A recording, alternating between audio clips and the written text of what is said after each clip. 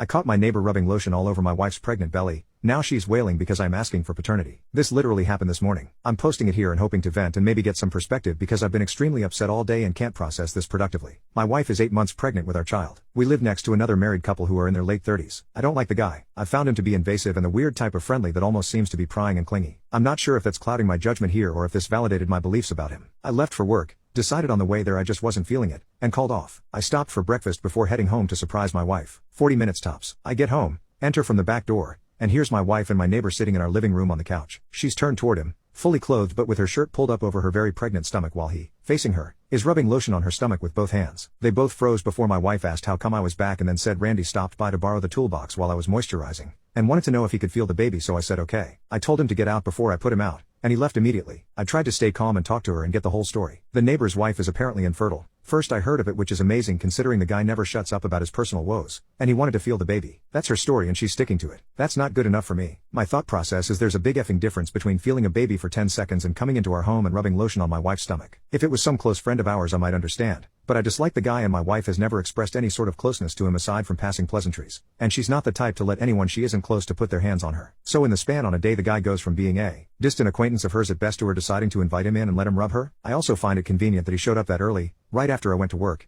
very shortly after his own wife also left for work, and he's never coming over asking to borrow anything of mine before, yet 9:30ish in the morning and he urgently needs a toolbox? I don't believe my wife. This is the first time my trust in her hasn't been strong enough. I don't believe her story because it makes no sense. When I told her I'd be mentioning this to his wife, she was adamant I don't, as not to make more of it than it is. If it was innocent, what more is there to make? And even if nothing more is going on, I'm not okay with what I've seen. I'm not okay with him rubbing my unborn child in my home without me there. I know it's her body and her choice, but I'm not okay with this. It'd be one thing to feel the baby kick, but he was sitting reclined, comfortably on our sofa, rubbing lotion on her with both leaning into their private conversation. I'm trying really hard to figure out how to express the fact I don't believe her story without causing stress that it'd be dangerous for her or our baby. I don't want to pick a fight with her at this stage of her pregnancy, but at the same time my mind is spinning and I'm not cool with what happened. First update, I spoke to friends, and stewed for a day. My wife stuck to her story, apologized for making me uncomfortable and assured me it wouldn't happen again. Randy decided to leave a handwritten note in the mailbox specifically apologizing as well. I still didn't feel better, and the consensus was that I should speak to my neighbor's wife, who were going to call Sally, so that's what I did. Watched my neighbor leave for work, then called my mother-in-law to come take my wife for lunch and a girls' date so she could get out of the house. I left as usual for work, called off again,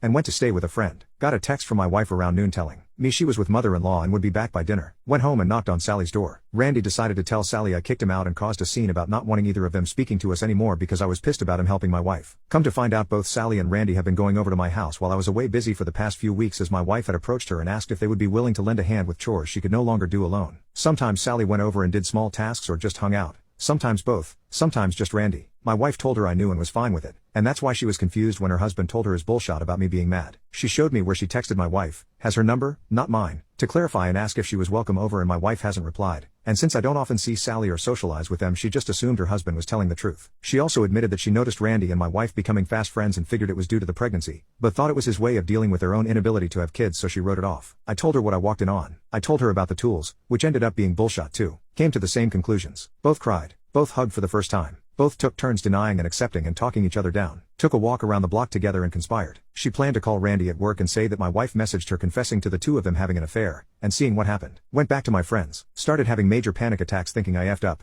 I was about to ruin my marriage, worrying I might be wrong. Bit later and I get a call from my wife screaming at me to find a way to leave work and come home. So I go home. Randy called her telling her what Sally told him. She told me I was crazy, I was a piece of poop, that she was considering leaving me, everything. Having a panic attack thinking I just ruined my entire life over nothing while also trying to calm her down for the baby's sake. Impulsively told her that if she was leaving, I'd still be requesting a DNA test. And that's when it all came down. Entire tone changed. Pleading, begging, apologizing, hyperventilating, holding me, asking me how I found out while denying anything happened. I told her it'd be okay and asked if she'd talk to me if we went for a drive. She agreed. Took us to a parking lot and we talked. Told her if there was any chance of anything happening she needed to tell me what was happening because I already knew a lot. She'd effed Randy a handful of times before she was pregnant. Our baby might not be ours. Randy had been coming by and doing daddy duties once in a blue moon in case it's his. They haven't slept together in months. She said we could move away, that it's ours no matter what, that he had manipulated her. Admittedly she lied to Sally to justify Randy going over for daddy duties. I asked her if she'd stay with mother-in-law for a few days while I calmed down. She agreed, took her home, packed up some stuff, and dropped her off. I've cleaned out my essentials and I'm in a friend's basement. A friend called her on my behalf and told her that if the baby is mine I'll be dealing with it. If it isn't it's on her, but either way I'll be filing for divorce. My friends took my phone from me and deleted my social media. She's been calling my friends